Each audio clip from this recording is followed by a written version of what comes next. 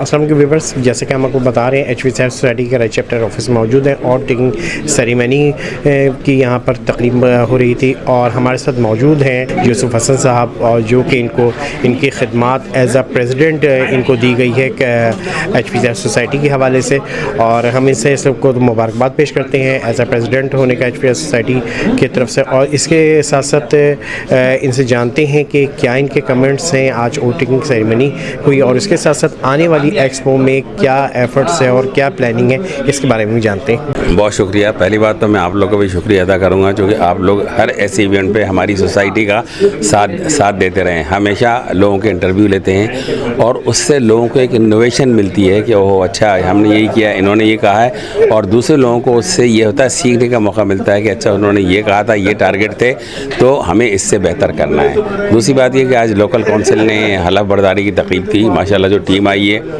मैं समझता हूँ कि बहुत अच्छी टीम है और उनसे बड़ी उम्मीदें हैं। और उसकी वजह यह है कि जो जाने वाली लोकल काउंसिल है उन्होंने एक अच्छा काम करके एक टफ़ टारगेट उनके रख दिया है। मेरी गाइडलाइन हमेशा उनके साथ हैं। मैंने अपने तमाम मेंबर से कहा है कि आप मुझे किसी वक्त भी कांटेक्ट कर सकते हैं, कहीं ज़रूरत हो मैं आपके साथ खड़ा हूँ।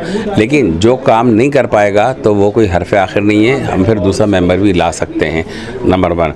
दूसरी बात आपने बड़ी अच्छी कही कि एग्ज़िबिशन हमारी होने जा रही है। कराची की जो एग्ज़िबिशन है ये मुल्क की सबसे बड़ी एग्ज़िबिशन होती है हमारी फील्ड के अंदर। तो वो उसके अंदर क्या होना है कि स्टॉल हमारे, जैसे आप अंदाज़ा लगाएं पॉपुलरिटी का, कि जब ये अनाउंस हुई तो विदिन 15 मिनट्स हमारे सारे स्टॉल बुक हो गए थे।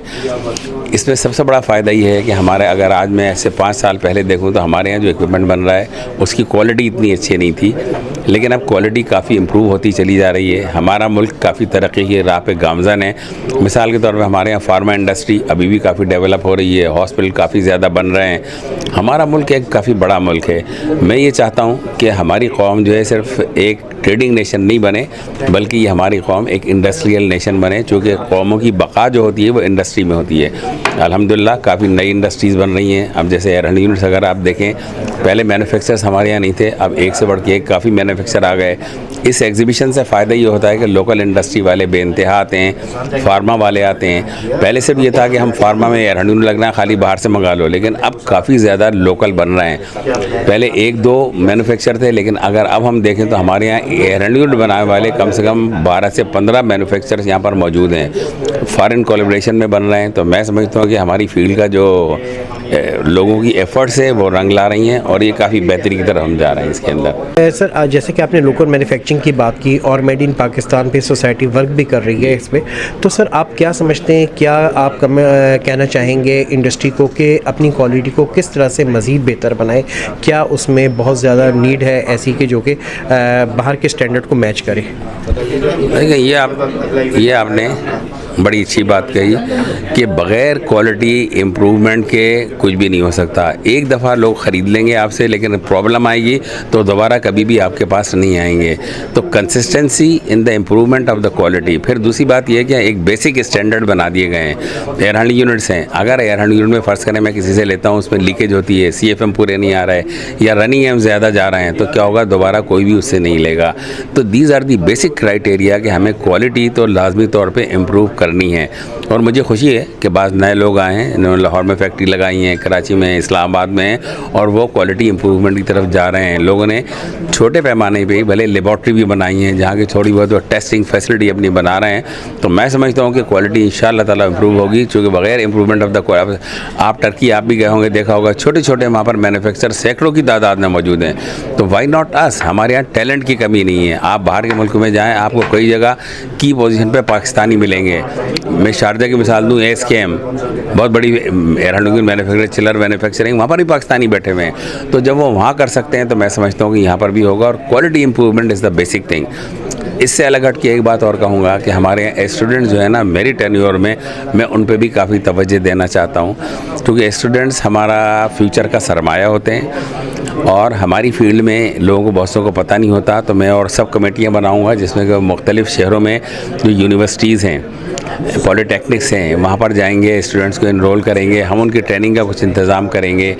और जिस तरह अगर आप डॉक्टर्स को देखें तो डॉक्टर के यहाँ 1 साल का house job is the mandatory requirement. वो मैं चाहता हूँ कि मैं अपनी फील्ड में भी किस तरह गवर्नमेंट से करा लूँ कि 1 साल का हाउस जॉब इंजीनियर के लिए और 6 महीने का हाउस जॉब पॉलिटेक्निक वालों के। क्योंकि जब बंदा यूनिवर्सिटी से वहाँ से निकलता है तो फील्ड का इतना पता नहीं होता, नॉलेज इतनी नहीं होती, लेकिन हाउस जॉब करने से क्या होता है कि इंसान फील्ड में बिल्कुल एक एक चीज़ मालूमात लेकर आता है और उसकी जॉब अपॉर्चुनिटीज़ भी काफ़ी बढ़ जाती हैं। तो इंशाल्लाह ताला ये मैं करूँगा। लास्ट क्वेश्चन आपसे कि एज अ प्रेसिडेंट है जो कि अब आपका टेन्योर है, तो आपने क्या कुछ ऐसे इक़दाम किए हैं और क्या प्लानिंग की है कि जो कि बहुत इम्पॉर्टेंट है और इससे पहले HPCS सोसाइटी में वो चीज़ नहीं की गई?